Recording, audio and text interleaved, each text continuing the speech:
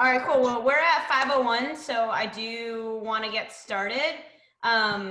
First, welcome everyone to the first ever Girl Gang speaker series. I'm super excited for tonight.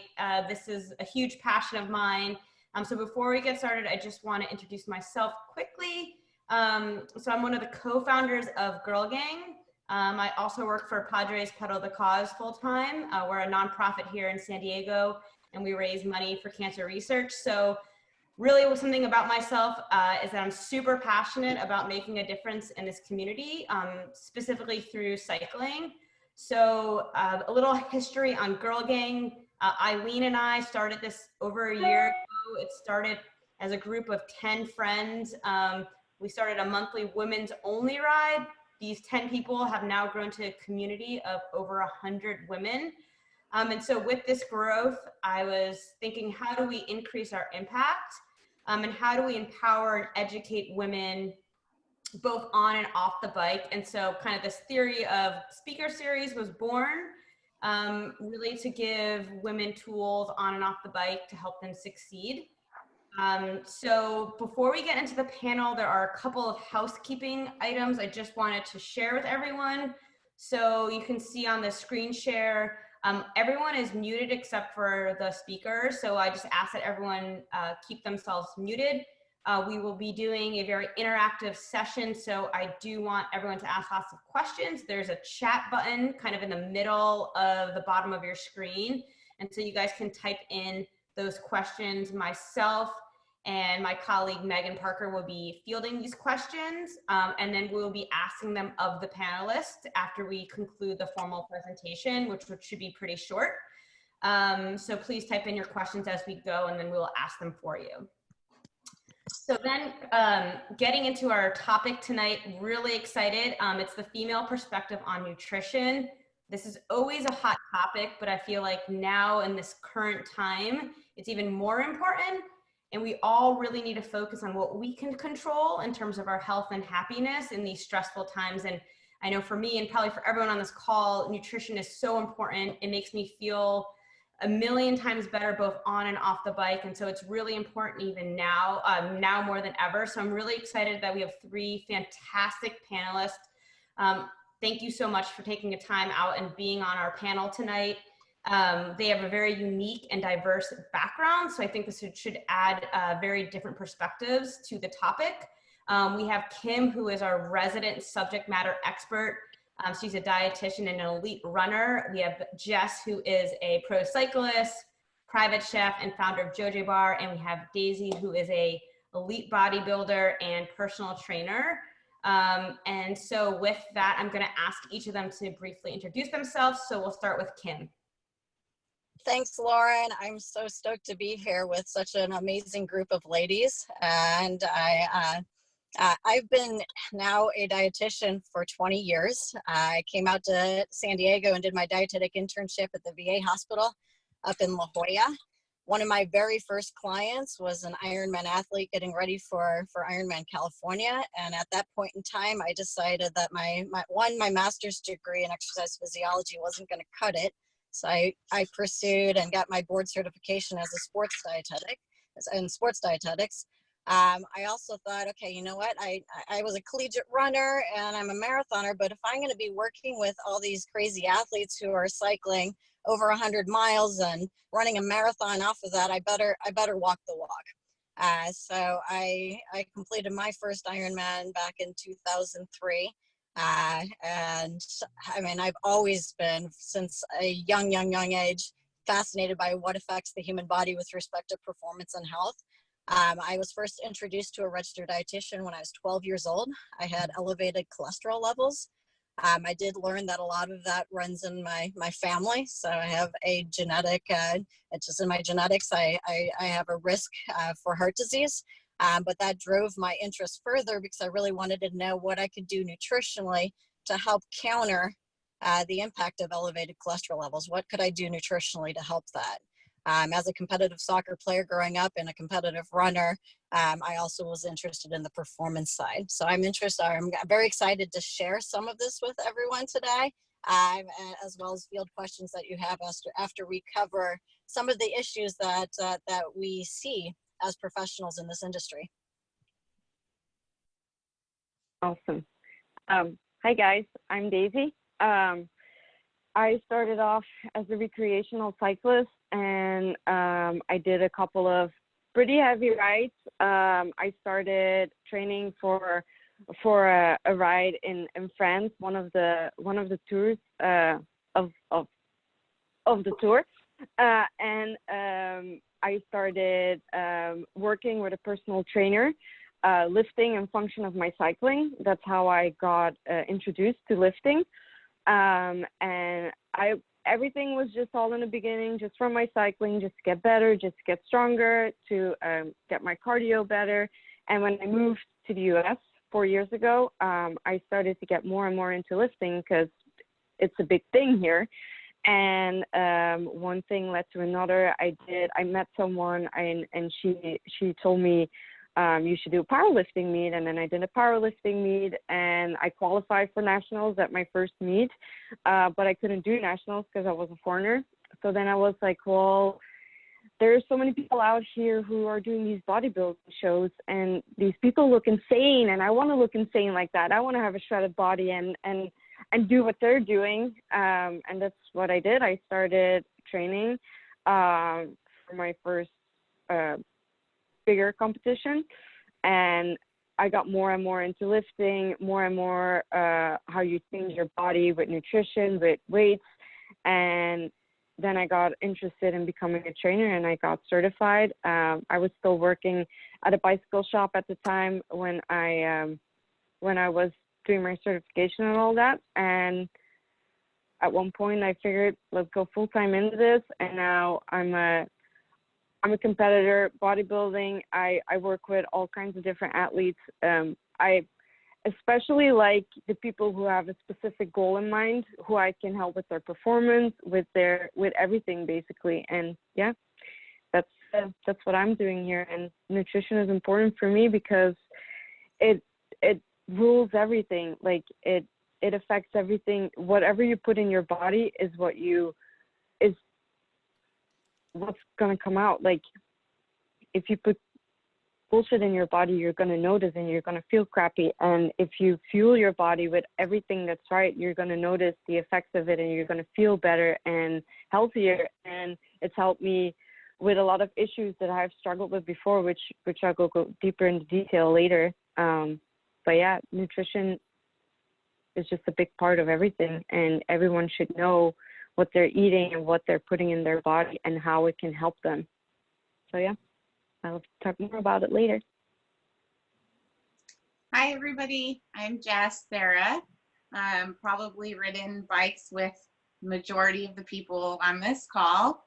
I actually got my start in cycling as competition and a lifestyle in grad school. I moved here from Montana and did my master's degree in exercise physiology at San Diego State. At that time, I was studying elite cyclists and the calcium lost through sweat and how that correlated to bone density. So I was around a lot of elite cyclists in the lab and had seen these weird bikes with the curved handlebars out on the roads here and was really fascinated by it.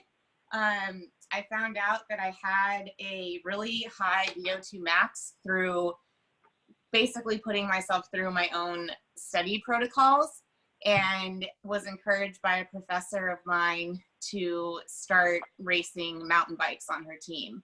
And so I can really relate to the sort of like spirit and the goals of this girl gang, because I feel like I had such a strong community of people around me that helped me get into cycling before I ever owned a kit or knew how to clip in or even knew that these weird handlebar bikes were called road bikes and that people actually raced them. So coming full circle, I ended up racing Xterra off-road triathlon to start. I won the amateur national championship and turned pro and raced Xterra and then mountain bikes professionally, and then just finished a 5-year career on a UCI domestic continental road team. And it's really interesting to think about my food journey and my nutrition journey as someone who studied it, studied nutrition, studied performance and physiology in a lab setting, and then took that out into the world and applied it in actual sport and competition. And that combined with how you grow just emotionally and mentally as an athlete and your view on what food and nutrition is during that journey. So that's kind of what I'm going to share with everybody today. Okay, I'm gonna talk today a lot about performance, and I know Daisy and Jess are gonna touch upon it too, but I want everyone to understand that performance just doesn't relate to how many watts you're putting out or how fast you're running or how fast you get to the finish line. It relates to all things health, really how it impacts your daily life, how you're feeling and performing from a day-to-day perspective. One of the most common issues that I have experienced in my 20 plus years, because if you include my graduate research, which I'll go over here in a little bit, one of the most common issues that I come upon is something called relative energy deficiency in sport. The acronym is RED-S. And what that means in layman terms is the athlete is not consuming adequate amount of energy or adequate amount of calories to support not only their baseline metabolic needs, but also looking at the time that they're spending in exercise, so the metabolic demands of exercise as well. We know that there are all sorts of ramifications on performance when someone is not consuming enough energy. Now in grad school, I had the opportunity to look at what's known as, or what was coined in the early 90s as the female athlete triad. Female athlete triad looks at that component of energy restriction and combines it with what Jess talked about with bone issues, bone density problems, lack of bone density, also known as osteopenia or osteoporosis, which can lead to stress fractures and injuries in athletes, as well as hormonal abnormalities. And the combination of those three, again, was coined the female athlete triad.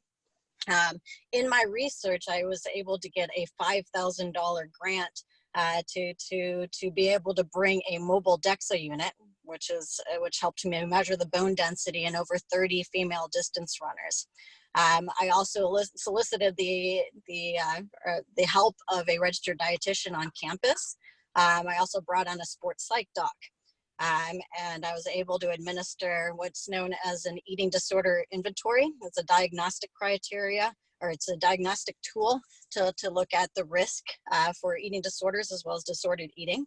I looked at a 7-day, I also had the athletes complete a 7-day food and activity diary. So I can evaluate the adequacy of their nutritional intake based on their metabolic demands, looking at micronutrients as well as their macronutrient intake and overall energy intake. I also had them fill out a health questionnaire looking at their menstrual health. So then, were they experiencing a regular menstrual cycle, having a cycle once a month, or were they having one every 3 months, which is called dysamenorrhea, and then cessation of a menstrual cycle altogether is called amenorrhea. And the results were alarming. What I found in follow-up research over the past 20 years have kind of solidified this, that it's more prevalent than I think a lot of people realize. I found that 93% of the athletes that I studied and the 93% of the runners were not meeting their caloric demands. So they had that RED-S. Only 30% displayed disordered eating. So what that means is that there was this unintentional, these athletes were not even realizing they weren't consuming enough energy to support their metabolic demands. And what it translated to amongst that population, 60% of them had issues with their menstrual health. So either 60% weren't having a period every month. And a lot of them didn't even realize that was a problem because their coaches had told them, oh, well, that's not a bad thing because we know that your period kind of sucks when you're trying to perform. But 60% did not have their menstrual cycle. And as a result, another 60% just demonstrated either osteopenia or osteoporosis in their spine. And these are women who are in the age range of 18 to 25. So if you're looking at athletes in this formative age already displaying osteopenia, osteoporosis. Not only were they running into issues with stress fractures, so not able to perform in that sense, but if you think about longevity. Now, after I did this study, I worked with athletes who had issues with the female athlete triad, who were struggling to conceive, who were having other issues. And that's where the Red S came into play, because we now know that that female athlete triad, which 17% of the study participants in my research demonstrated all three components, we know that there's further health issues that stem beyond just bone density and hormonal health. And we're just really tipping the iceberg in terms of what problems we're experiencing. And when I work with my clientele, I find that 2 out of 3 athletes that come to me, and again, a lot of them are not intentionally restricting their intake. They just are busy and they're failing to eat enough to support those energy demands. And they might have certain issues. Some of them might want to drop some body fat or optimize their body composition, or they're looking to achieve certain goals, and they have the perception that if they hit a certain body composition or they hit a certain body weight, that's going to help their performance in sport. But they don't necessarily have the eating disorder behaviors. They're just looking to enhance their performance, and they find that their lifestyle prevents them from eating properly to support that. And again, I mean, the performance side of it, it's not just athletically. We know that from an endurance perspective, that when you're not eating adequate amount of calories, and some people might be following certain dietary trends. We all know that there's so much misinformation on the nutrition side. When you go online, you go look at blogs, social media, everyone has an opinion as to what you need to be doing with your nutrition. Unfortunately, 99.9% of the time, everything that's being spilled out in social media is not supported by science. So I always back up on the Academy of Nutrition and Dietetics. If you go to eatright.org, the American College of Sports Medicine, what research is actually supporting and the guidelines. And I'll be sharing those guidelines here in a second. Lauren has a slide to present in that regard. But the problems that I experience, or the problems that people experience when they're not consuming enough, you tend to store less energy in your muscles.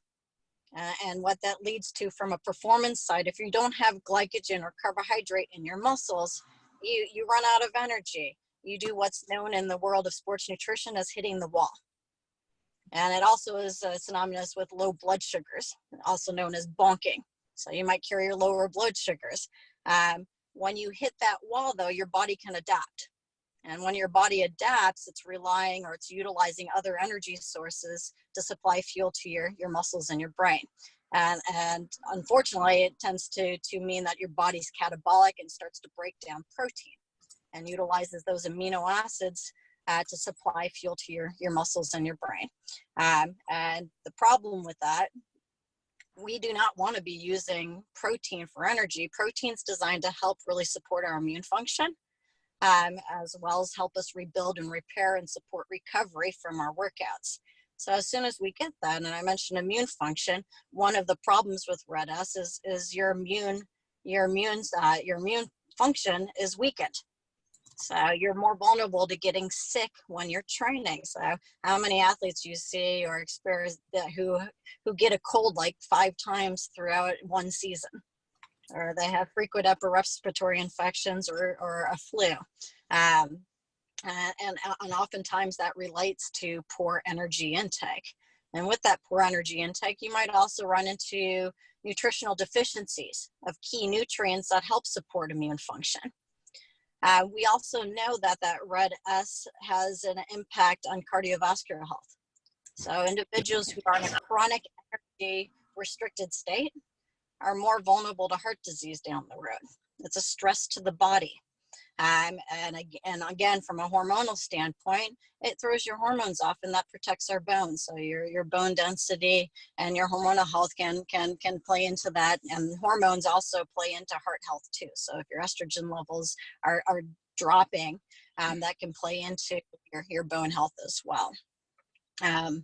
So to support or to protect against that Red S and protect against the problems associated with Red S, The American College of Sports Medicine, as well as the Academy of Nutrition and Dietetics, have certain guidelines that we need to be following as athletes to support those needs. So they'll break down, I don't know, Lauren, if you can bring up that slide that shows the energy recommendations based on activity level. So we know that, and this is not rocket science, I think most people understand, the more you move during the day, the higher your energy intake. So if you're fairly inactive and you're not consuming, or you're not doing any intense exercise, and a lot of people right now in the state of pandemic, their total daily energy needs might be lower, because while they might be going out, like myself, I go out and do an hour sanity run every single day, because otherwise I wouldn't survive my kids. That's just truth. That's why I'm in my car right now. But outside of that, I'm not moving as much as I might normally when I'm able to get out of the house and do things. So overall energy levels might actually be lower now compared to when I am actually out doing and we're able to go places. We're not staying at home. But with that, when you're not doing much, your energy demands might be in the 13 to 15 calories per pound of lean body mass. And as your activity levels increase, if you're going out and let's say you're riding a century, then you might be in upwards of 30 calories per pound of lean body mass. So you can see that graduated impact on your energy demands as your activity levels increase. And corresponding with that, the two macronutrients that increase in demand with increased exercise levels, increased activity, are carbohydrates and protein. So you'll see your carbohydrate needs increase exponentially as your activity levels go up. It's our body's preferred energy source, especially with intense activity. And then your protein demands almost increase twofold based on higher activity levels as well. The only nutrient that really doesn't change in demand is fat, which is why you don't see fat listed. It makes up the remainder of your calories. And that's the irony of some of the dietary trends that are being promoted right now. One that comes to mind is ketogenic. The ketogenic diet, you'll see athletes promoting it on their blogs and so forth. The ketogenic diet is all high fat, moderate or low carbohydrate, and moderate protein. So it's counterintuitive based on decades and decades of research showing, okay, as athletes, our demands for carbohydrate and protein increase. But these charts are in place to help athletes support their daily needs. And I've put together a sample menu plan. I don't know, Lauren, if you have that. And if we don't, for anyone who's interested, you can reach out to us and I can send you these worksheets so you can have the hard copy in hand. But the menu plan kind of shows you what what calorie needs would look like in terms of eating based on someone who's riding 3.5 hours per day. And you'll see the calculations laid out there. And for many, they look at this and they're like, oh my God, how am I going to eat this amount of food? What I always encourage to athletes is really focus on what you're doing in and around your workout, because that's when you're most metabolically most rampant. So make sure that you're going into a workout fueled. So just don't skip out on that pre-workout meal, especially if you know that you're struggling to get your energy needs in for the day. Make sure that you're consuming some calories before your workout. And the guidelines from a digestive standpoint is to allow 1 hour digestion time for every 200 to 300 calories you consume.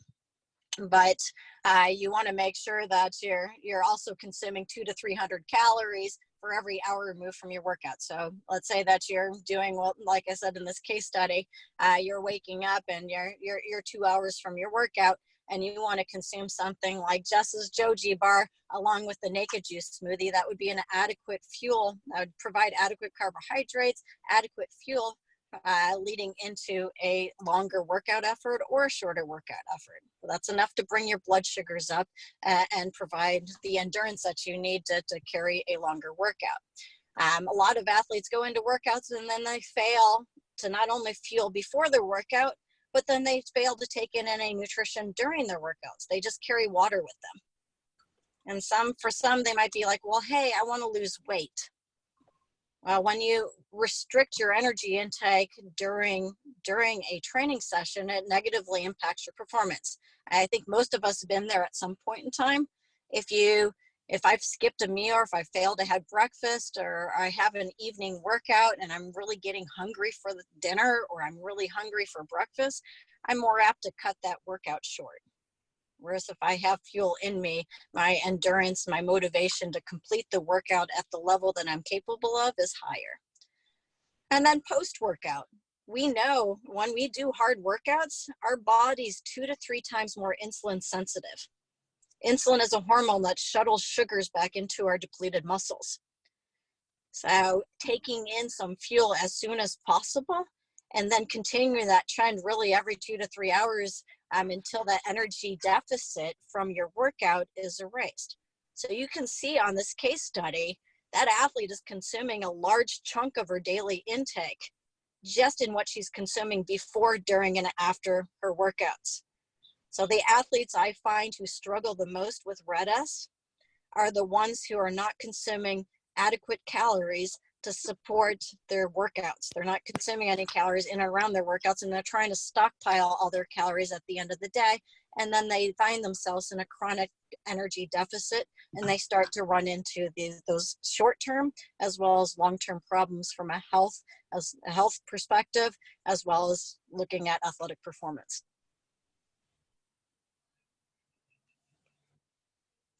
That's all I have. So I want to carry that or bring it to Daisy now. She's going to share her experiences in this regard. All right, thank you. So I want to kind of talk a little bit about my transition from going as a cyclist to a bodybuilder, and how my nutrition changed. And a lot of the things that you touched up on, you can see in bodybuilding as well. I remember that when I was just recreational cycling, that I knew that I needed energy, and the energy came from carbs, but I wasn't really paying attention to what I was really consuming all day, every day. What was giving me what was giving me fuel, what was building me muscles. Like I didn't really think about it, or I just knew carbs are going to give me energy, and that's about it. And when I went from cycling to bodybuilding, I noticed I got into macros, carbohydrates, fats, protein, and I knew or I learned what affects what. And carbs is something that a lot of people are afraid of, which is very unfortunate, because when you are working out, your body needs fuel, and if it's not getting enough fuel, it's taking it from other sources. And when you are bodybuilding, everyone has this image that you have to be 6% body fat all year round, which is just not maintainable. It's first of all, it's not healthy.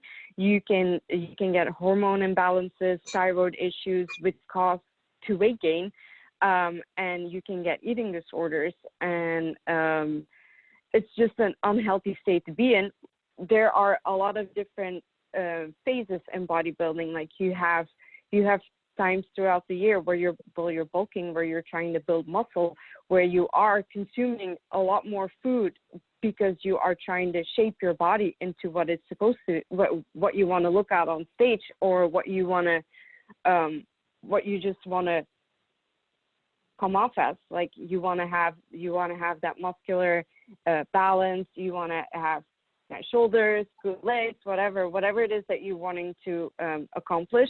You have to eat for it. You have to eat right for it, and you have to train for it. And you can't be 6% body fat year round, because it's not doable. So you have to go into the different phases and adjust. And those weeks where you're cutting to get stage lean, those are just a couple of weeks, and they get pretty crazy. It's very unhealthy, and you're not supposed to do it for a long term, because you can damage a lot in your body. I know from experience, and when I did my first bodybuilding show, I learned the hard way. I did whatever my coach was telling me, and you have to make sure you have someone who knows what they're doing and knows how your body works and figures out with you how your body responds to everything. Because at my first show, we didn't know. We were kind of misinformed when I was cutting. When I was cutting really hard. And do you guys hear me double as well? Yeah, Daisy. Okay. I don't know what happened though. Okay. So when I came off my first show, I had a lot of water retention. So I was 108 on stage, and I came off 2 days later, and I was 25 pounds heavier. And that was just water weight, because my body was holding on to a lot of things. And I went to a doctor, and they didn't know why my water retention was so aggressive. And we did a bunch of tests, and nothing. They couldn't find what was really happening. And afterwards, I figured out that it was just introducing foods that I had cut out of my diet completely, that I was introducing too fast again, and my body was just holding on to everything. And but it took me a while to figure that out. And when I was in that phase, I had just won a bodybuilding competition, and 2 days later, I was 25 pounds heavier, and I felt like shit. I felt ashamed. I didn't show my face at the gym anymore. I went to a different gym for like 3 months because I was so ashamed of my body. I got into a depression, a really heavy depression. That depression caused me to binge eat, which caused an eating disorder. And then afterwards, I had a really hard time to look at myself and be okay with the body that I was seeing, with the image that I was seeing. So I had body dysmorphia for a really long time. And as the months went by, and I started working with some other people about nutrition, but bodybuilding, I learned like what was happening with my body. And it's still every time we're doing something, it's still figuring out how your body is going to respond to it. But that's why I say, like, you can't be in that cutting phase or in that low body fat percentage for too long, because you are going to do damage, and you don't want that. And those are a couple of the things that I've struggled with. And some of the things, there are still times where I don't feel secure about how I look or how I feel. But now I know how my body responds to things, and that's what you have to be careful for when you do these things, that you know what you're doing, or that you're working with someone who knows what they're doing. And what I see all over is that a lot of people are wanting to stay in that lean state all day. They're afraid to eat carbs, and you're just messing up your body, your immune system, your hormones, everything. And I think it's not only in bodybuilding where people are afraid of carbs. I think you can see it in cycling as well, that people are afraid to eat too much, and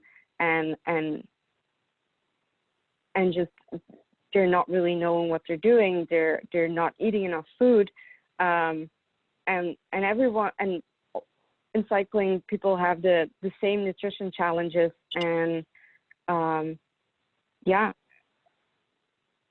it's something that we can all relate to, and it's not uncommon. And I'm gonna leave it now to Jess to talk more about her experience in that as well, in her professional cycling team environment. Thanks, Daisy and Kim. Hopefully I can kind of tie in a little bit of what you both talked about. Funny anecdote that I wanted to share. Can you guys see me? Yep. Okay. Yeah. On my ride today, I was at a crosswalk, stoplight, and a little girl and her dad were riding across the street, and she had this super rad unicorn helmet on. It had like ears and a horn, and it was all colorful. And I was going to say to her, oh my gosh, I wish I had your helmet. But before I could say that to her, I was taking a swig out of my water bottle, and she looked at her dad and she goes, Dad, I want a bike that holds a water bottle. And I just kind of laughed, because it's like, even as a little tiny kid, you already can make the connection to the fact that there are ways to improve performance. And I'm sure that's not directly what she was thinking, but she was probably thinking, it's hot out and I'm riding my bike and I'm thirsty. And I think somewhere along the line, we kind of lose touch with that innate sense, whether it's all of the misinformation that's out there, or whether it's just not having access to the right information, or maybe it's something where, like how Daisy's talking about, you get into a sport where it's really body focused, or you start looking at image over performance some of the time. So obviously there's a lot of that in professional cycling. And I've always been really lucky to be on teams where eating has been encouraged. It's been supported. I even had a director once that told us if anyone at a stage race was not just shoving food in their faces all week long, that she would send them home, because she just did not tolerate disordered eating. It can affect a team environment from a standpoint of, imagine if there's one person on a team that is always kind of monitoring what they're eating to a point that's disruptive, or measuring things, or not eating carbs. And there's generally one person on a team that you run into that's like that. And it kind of, no matter how confident you are in your own body image, your own nutrition routine, like it gets in your head when you're around people like that a lot. So I kind of wanted to touch on that and share with you personally my nutrition philosophy. And it started back when I was racing Xterra as an amateur, and I had just been a student for the last 7 years. I was working full time. I wasn't really an athlete yet.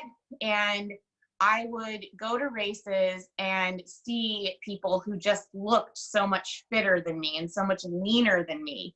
And it really affected me, because I felt like, well, I need to look that certain way to be good. What ended up happening is that I was good. I had the natural physiology to be a good athlete. I just didn't necessarily look like that on the outside. And I think that that is something that is really important to know, that, I mean, we all know this. We all have different shapes and sizes, and some of us are just naturally show lean muscle. Some of us have huge rib cages like me. And it doesn't necessarily mean that you can't be a good athlete, or that you need to lose weight. And I think that is, once I started to learn that, when I tried to eat less to look more lean, I felt like crap. I raced like crap. I was super grumpy, which is like you know what it's like to be around yourself when you're not eating enough. It's annoying. It's annoying for everyone in your life. You don't sleep well, you don't recover well, and it's just this downward spiral that really touches on what Kim was speaking about from a scientific level. So when Lauren and I first started talking about what was going to be the topic of this meeting, I was reflecting back on a podcast that I listened to that was called "Women Are Not Small Men," and it's done by a nutritionist named Stacy Sims, and she provided a lot of information, like Kim was providing in this podcast, that there's just so much information out there that really has no scientific evidence behind it, but also is not directed specifically to women. And we are very, very different. And if you ever have the chance to work with a nutritionist like Kim, it can make a huge difference.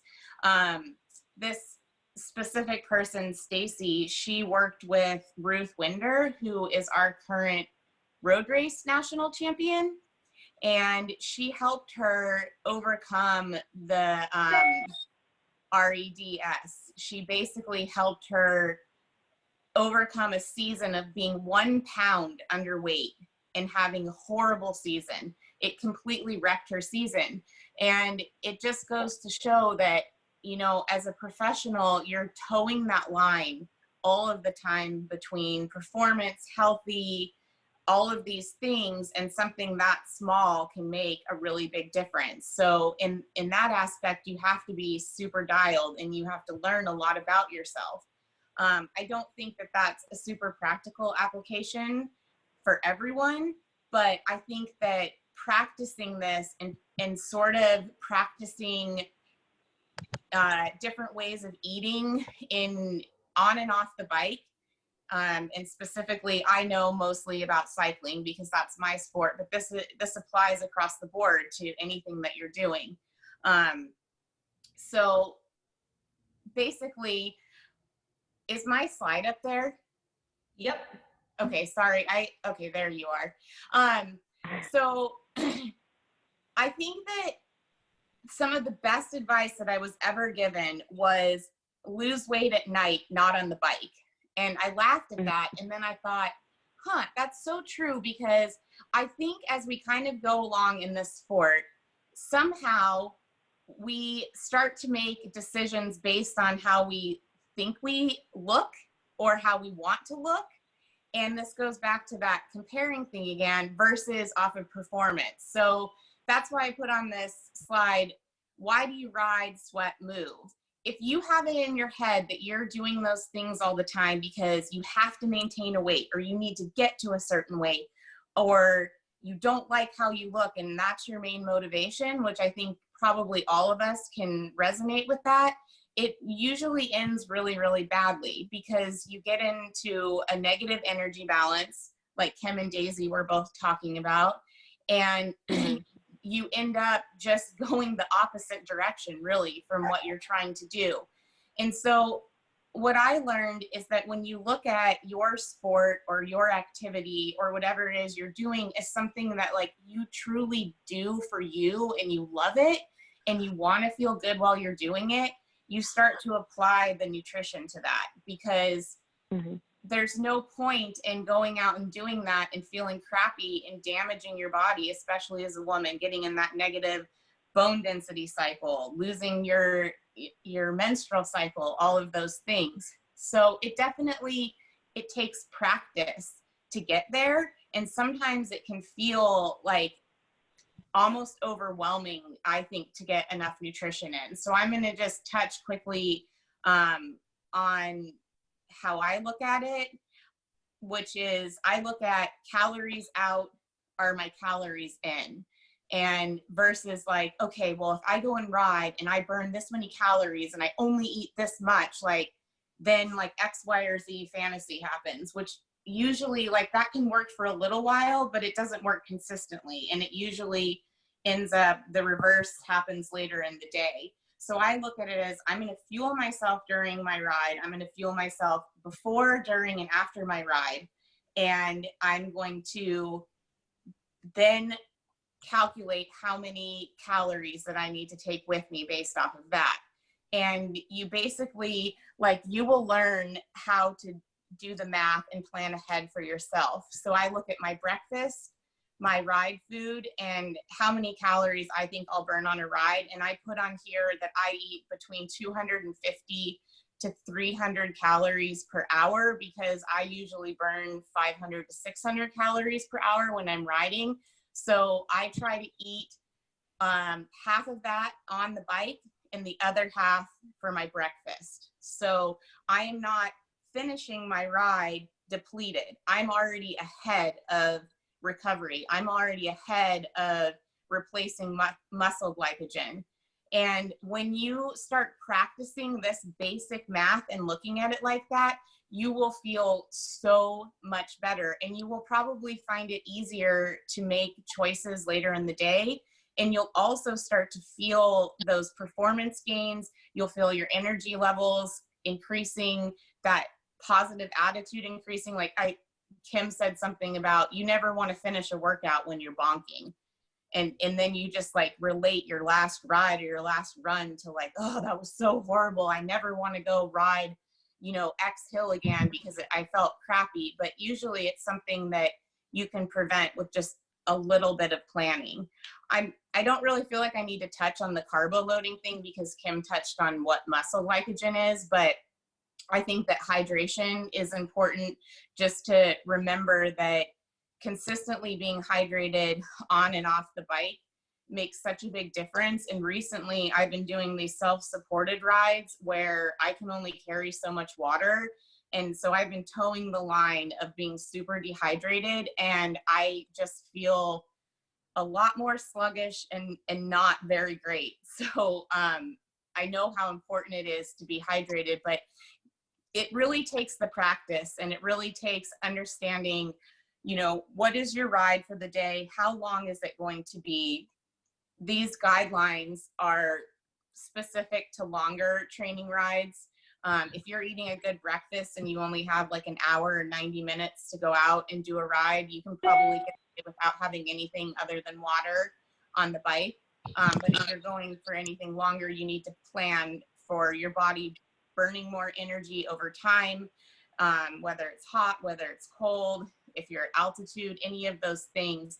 And then just practice it. Like in our friend group, in our riding group, I like to say I'm affectionately referred to as Pigpen because I eat so much food, and it's generally like all over my jersey. So I'm displaying what I'm eating at the same time. And there's like chocolate hanging off my pockets, and like jam on my face, and who knows what else. But I feel proud to set that example. And I actually had an old teammate text me a few days ago. Her name's Lily Williams, and she just won a world championship on the track for Team USA. And she told me that she went out on a 4-hour ride with 2 other women from Team USA. And she said they only ate 1 bar in 4 hours. And she listed everything that she ate and everything that she drank. And she was like, this whole time you were right. Like, I felt so much better, and they were going so slow, and it was super annoying because they were annoyed. And I just had like this really proud Pigpen moment of, okay, you know, this stuff does work, but it also takes practice, and it takes shifting your thinking to, why am I doing this? This is my time. This is my activity, my sport. This is why I enjoy it, and less about like, okay, I need to look a certain way, or I have made cycling forever about losing weight or being a better climber or whatever it is, and just making it a little bit more about fun and enjoying it. And then the other things will start to come naturally. So I think with that said, we could probably open it up to specific questions. I've got a few really good ones. Thank you guys. It was all very informational. If anyone knows me, I love gels, and I always have like 20 gels in my jersey. So I'm kind of like a Jess. So if you ever need a gel and you see me on the road, ask me.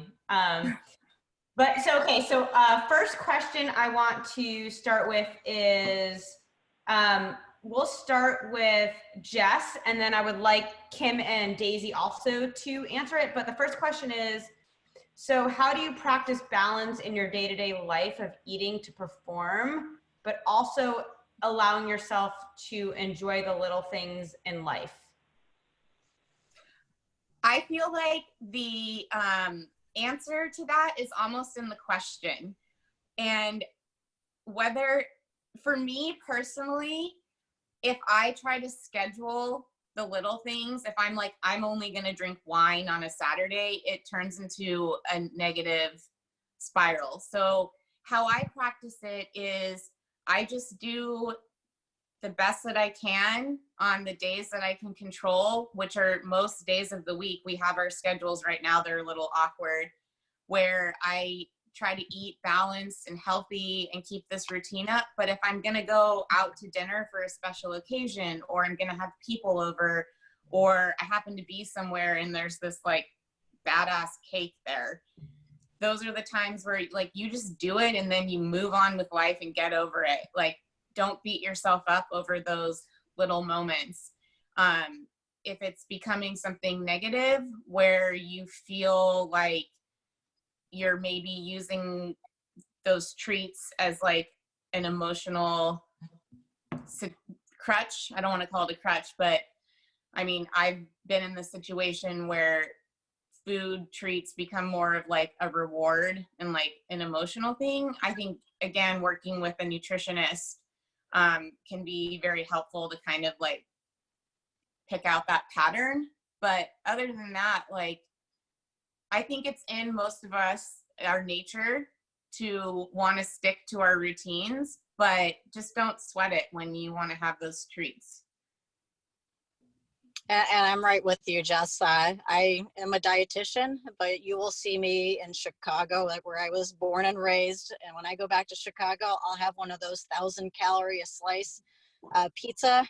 I love ice cream, so I'll allow myself to have a small bowl of ice cream when I want it. I don't deprive myself, because our tendency is if we do deprive ourselves, again, we tend to have that negative relationship with food, and you don't want that. You need to fuel your metabolism. If you're eating balanced and making wise food choices most of the day, something like going out to eat and having an occasional cheeseburger, or having that big 1,000-calorie slice of pizza, it's not going to hurt you. Dietitians use the term everything in moderation, and there's truth to that. So you don't have to feel like you have to deprive yourself. Now, from a planning perspective, I recommend that my clients, when they know that they're going to have a busy work week, or they're going to be struggling with time and creation of their meals, to set aside one day of the week where they might be less busy, and prepare things in bulk. So have things in Tupperware that you can, maybe you've cooked last week and you can reheat, that you can take on the fly, so you have nutritional choices available to you.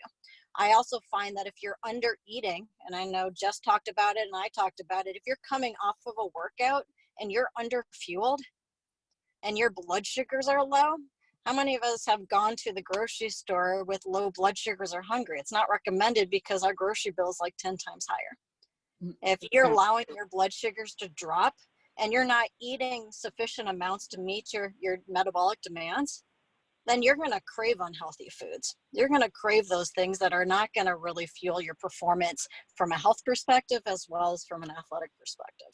So planning does help, especially if you know you have a busy week ahead of you.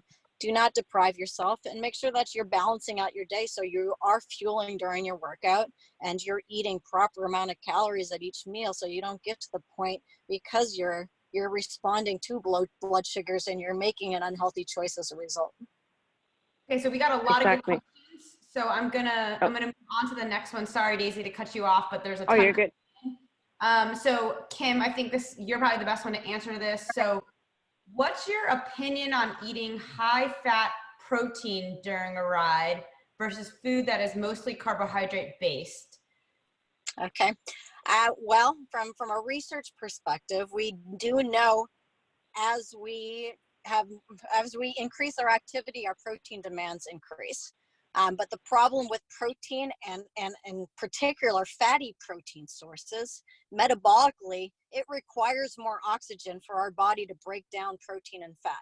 And that's why a lot of sports foods are carbohydrate based, because in terms of energy efficiency, it doesn't take much for our body to break it down and be readily available for fuel.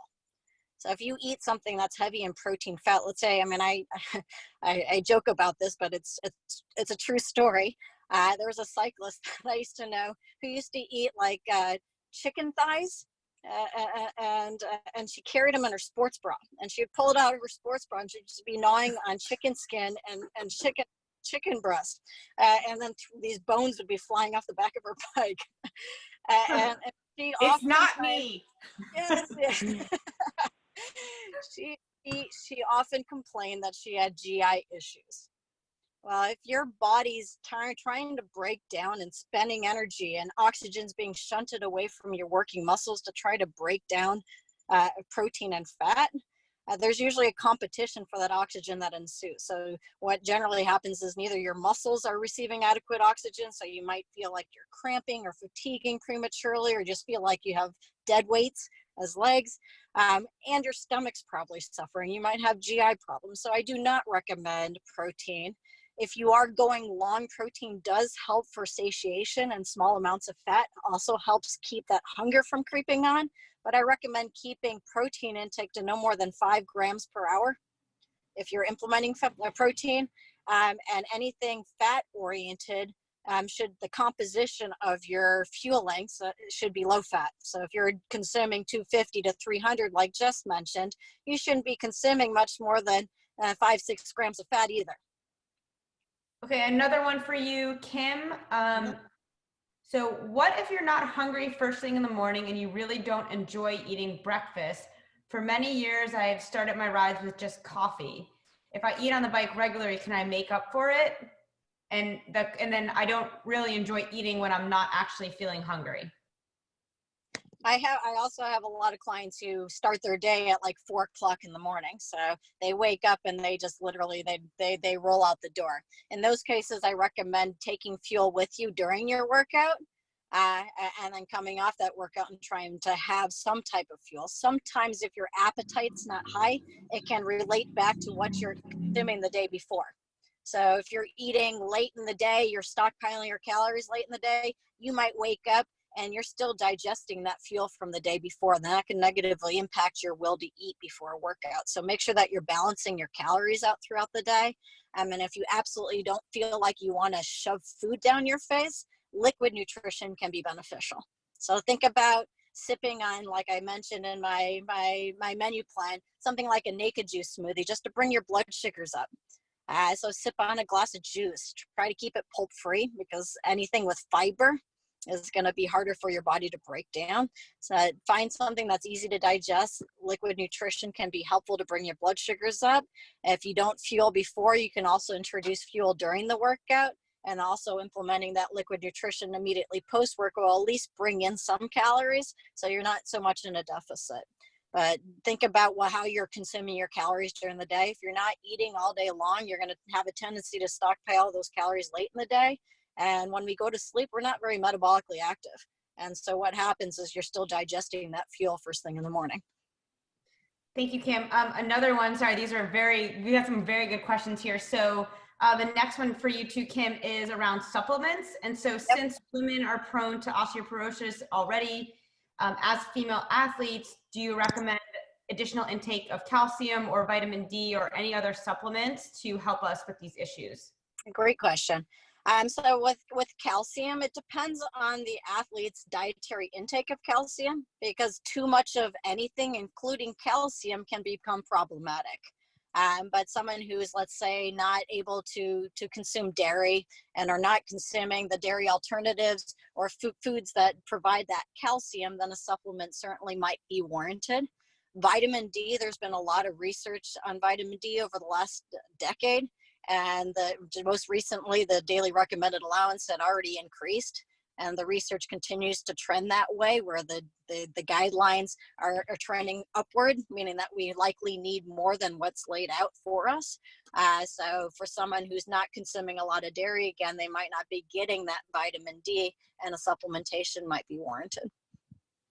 Okay, one more on this kind of macronutrient. So Kim, Esther says, thanks for the info, but do you have any tools that you recommend to track our nutrients? Well, there's all sorts of apps. Probably one of the most popular ones is MyFitnessPal. And that'll allow you to at least get a breakdown of how many calories you're consuming. You can look at your macros more closely. And that'll allow you to I always recommend journaling, just because you get feedback in terms of, okay, how did I feel during my workout? And if I felt like crap, you can come back to that journal, whether it be on MyFitnessPal that you're journaling on. You can come back and say, okay, well, I didn't consume enough calories. I was in that red S mode yesterday, and I'm starting to need to take in more calories today as a result. Okay, thank you, Kim. So I've got a question. So first, Daisy, I'd like you to answer this, and then Jess answer it as well. So the question is around body image versus focusing on your performance. And so what are the first steps to shifting your mindset to thinking less about how you look and more about how you are performing? the first steps. I think it's hard, but just not focus so much on your body image, not focus so much on what other people are thinking or what other people are doing, because you see a lot of things on social media, and we get all kind of get triggered into that. I think it's just letting go of that body image, looking at yourself in the mirror, pinpointing what you don't like about yourself. Just have fun with what you're doing. If it's cycling, if it's bodybuilding, have fun with what you're doing and working towards your cycling goal or your bodybuilding goal, like focusing on the workouts, on the work you're doing. It's all a mindset, and sometimes it's just hard getting there. And if you find fun in what you're doing, you're less focused on your body image, if that makes sense. Jess, what do you think? I think that it might be helpful to write down a list of what is it about your body image that you don't like. And then next to that, write a list of what you like about performance. And then kind of look at those two things side by side. And it'll help you just think about shifting the perspective from something that you're always thinking about that's negative to something that's positive. So it's kind of like Daisy said, you sort of have to just get out there and let go of those habits. So if you can replace the first thing you do in the morning, you replace that negative list of these are the things I don't like about myself with the positive list. Like, I love running, riding my bike, I'm going to go to Torrey Pines, whatever it is, and do that first. And then use that positivity to then go back and think about how you feel about yourself after, and kind of reverse the decision-making process. I find that super, super helpful. It does take a little bit of practice or journaling maybe, but I think that it can be really beneficial when you see it on paper sometimes, like, oh, okay, maybe actually I do like this about myself because this is why I'm really good at sprinting, or this is why, you know, I'm always the one that people draft off of, or this is why I'm really good at climbing. And you might actually find something where you can connect something about yourself to why you like performance and why you do it anyways. And then you can start focusing on that. Great. Okay, so we have time for 2 more questions. If you guys have more questions, enter them in the chat and we'll definitely answer them and then send them out via email. So Kim, the last 2 are more technical for you. The first one being, how do you feel about intermittent fasting in general, both for your performance and overall health? I think intermittent fasting can play into red S, because if you limit the number of hours you're able to fuel, and you look at someone who might, again, going out for a 3 to 5 hour bike ride, trying to squeeze all that fuel that you need in a limited amount of time is not going to be very effective. I mean, we all follow some form of intermittent fasting when we go to sleep at night. Obviously, there's 8 to 10 hours, ideally, that we're sleeping and not taking in that fuel. But in general, it's not a practice that I recommend for performance in every sense of the word. Okay, and then another one for you, Kim. So how, if, does everything change once you are menopausal? A lot of things changed. What we do as athletes helps certainly mitigate some of the unpleasant symptoms that occur as we enter that. And I'm getting to that perimenopausal state myself, starting to experience the hormonal shifts, irregular menstrual cycles, and so forth. I'm in my 40s now, and so I'm knocking on that door. One of the things that seemed to be helpful, one is writing things down again, journaling. We know that our metabolic rate tends to slow down a little bit. Again, some of the exercise patterns that we engage in when we're going out and we're riding or doing whatever activity, exercise that we're engaging in helps offset that, because we're able to maintain that muscle mass.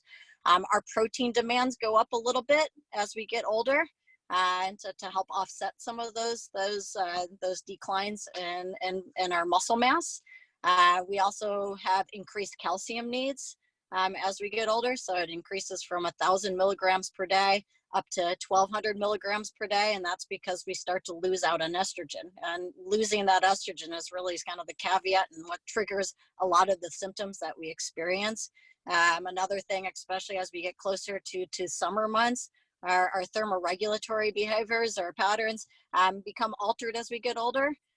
So you want to be mindful about the fluids that you're consuming, staying hydrated on your workout or during your workouts.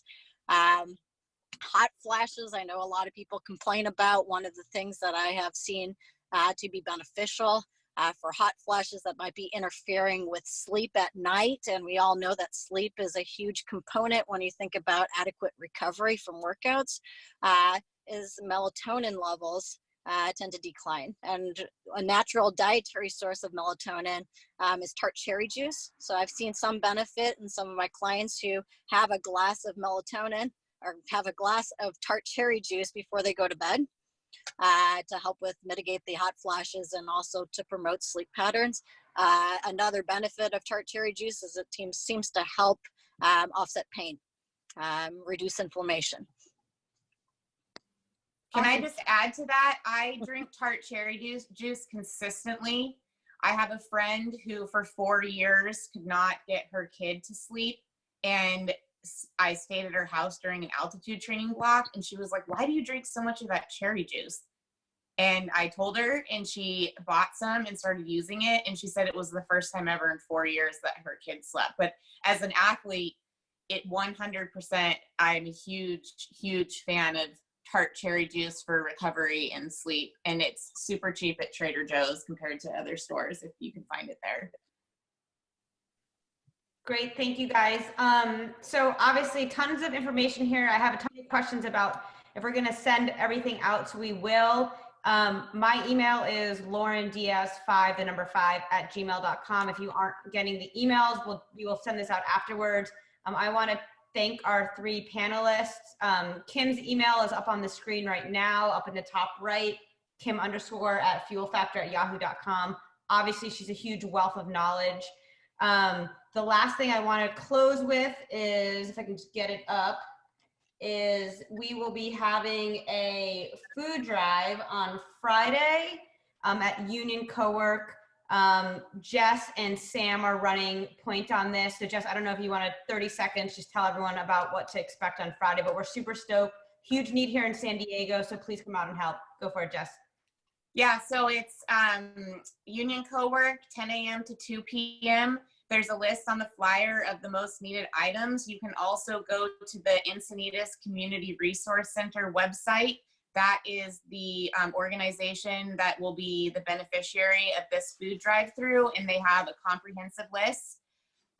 There is a map that I'll be posting on my social media to enter the south side of the alley where you enter Union Cowork. You can enter by car or bike, and we'll have probably Lauren there directing people just to adhere to social distancing. And just please follow all the health and safety guidelines. I'm going to be on Good Morning San Diego tomorrow morning at 7:20 talking a little bit more about this. There is a massive food desert going on right now in our food banks, and they are very overwhelmed. They're using their triage funds to help get food to families and kids and elderly right now. So anything you can do, whether it's one can of something or a huge box, we'd be very, very grateful. Okay, guys, thank you so much. And with that, I'm just going to end the meeting, but thank you all for taking the time. We appreciate this, and we look forward to your feedback. So if you have any suggestions on how to do this better, let me know. And we look forward to our second speaking panel of the series. Thanks, everybody. Okay. Bye.